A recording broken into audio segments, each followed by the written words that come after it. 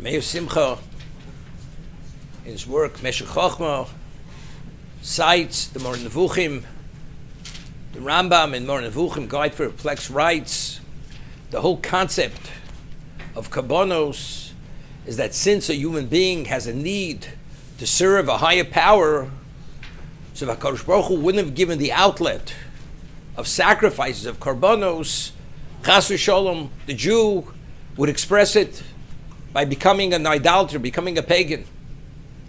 So the Ramban takes issue with the Rambam. He's Chas v'Sholom, he rejects it out of hand, and he says the whole concept of Karbanos is l'karev ha'kochos.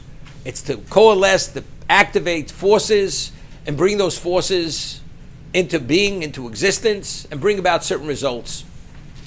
So Rameir Simcha writes that the Rambam was misunderstood by the Ramban. That the Ramban understood that the Rambam was speaking about Korbanos in the Beis HaMikdash or in the Mishkan.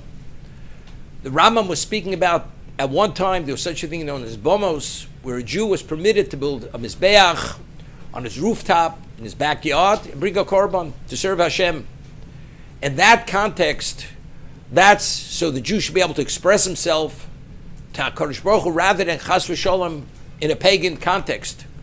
But in the Beis HaMikdash or the Mishkan, which was the location of the Shechina, that it's Lifnei Hashem, the Rambam agrees with Ramban 100%. They concur with one another that it's l'karev v'zakochos. There's no argument.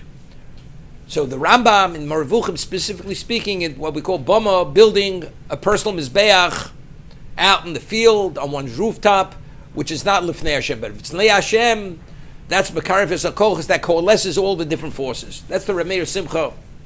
It's interesting.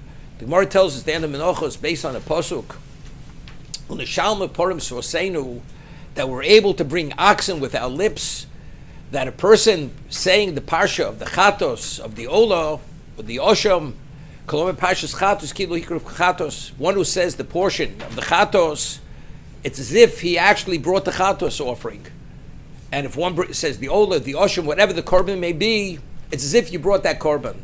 So Chofetz Chaim writes that this is only speaking if you understand what the parsha is speaking about. You understand the avoda of that particular korban. Just by saying the words, not understanding all the interactions and the intricate aspects of the korban, it's not considered hikru korban, as if you brought the korban.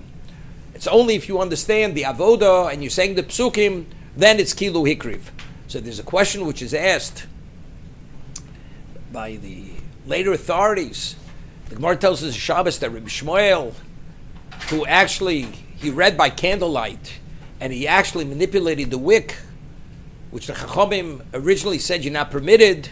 He recorded in his personal diary, when the Beis Hamikdash will be built, I will bring a fat sin offering. But if we're saying that it's as if you brought the chatos, what do you have to record it? Rabbi Shmuel should have said Parshas Chatos, the portion of the chatos, and he understood definitely all the intricacies and all the kavanos of chatos. It's kilu hikriv. So why do you have to record Kishibon Beis Hamikdash, when the Beis Hamikdash will be built, Avi Chatos Shmeina, I'll bring this fat sin offering? That's the question they asked. So they say, what they answer, when it says kilu hikriv, it's ki'ilu. It doesn't mean literally as if you brought the chatos itself. It has a semblance of the chatos, but of course, Kishibon Beis Hamikdash, one has to bring the chatos itself, and that's what Rabbi Shmuel had to record in his diary, Kishibon Beis Hamikdash Avi Chatos Shmeina. But what's the understanding? Why? What's the reason? It has a semblance. Why does it even have a semblance? So with the Rameir Simcha, we're able to understand it. A korban could only atone in a bama. One cannot bring a chatos. One can only bring an olah. You can only bring a burnt offering. There's no such thing as offerings of atonement brought on a personal mizbeach that you build on your rooftop, out in the field, or in your backyard. That's only lifnei Hashem. The korban that you bring lifnei Hashem, with the shchinas in the Mishkan, the Beis Hamikdash, there the korban had the aspect, the kapara component. But if it's not, it doesn't have the kapara component. Therefore, when we say the Parshas Chatos, it's kiluik of chatos. It's as if it has a semblance. Why does it even have a semblance? So a kapara definitely not, because it's not lifnei Hashem.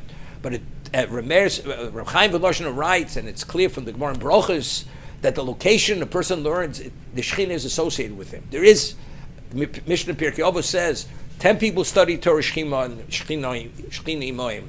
5, 3, 2, 1, various levels of Shekhinah are associated with that person who's studying. So therefore, the person who says Parshas Chatos, there is Shekhinah. It's Torah. So since he's saying the text of the Torah, there's a degree of Shekhinah, therefore it's only Kihilu, but in terms of the full value, it's not Ad Shiboneh Beis HaMikdash.